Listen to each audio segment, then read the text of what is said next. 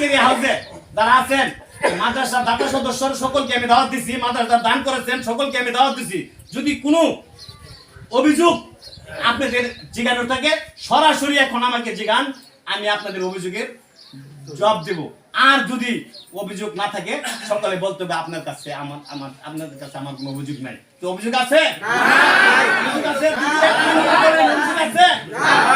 অভিযোগ যদি না থাকে আমি আপনাদের আচ্ছা আপনাদের আচ্ছা ওই যে একজন বলবো কি জিজ্ঞাসা বলবো আমারে বলে আমি করব যদি মাদ্রাসা সম্পর্কে এই 17 বছরে কোথাও কোনো অভিযোগ থাকে বলবেন, আমি আপনাদেরকে এখনই জবাব দেব।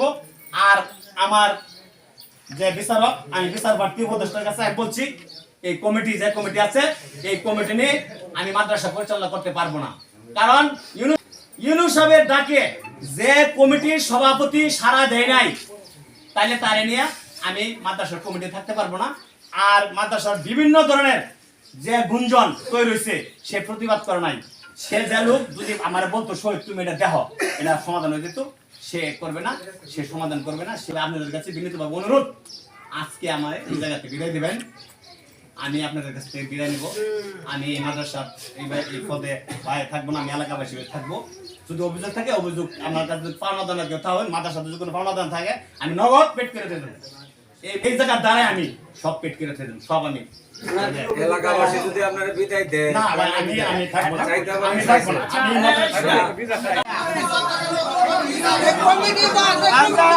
নতুন কমিটি আছে এটা পাকে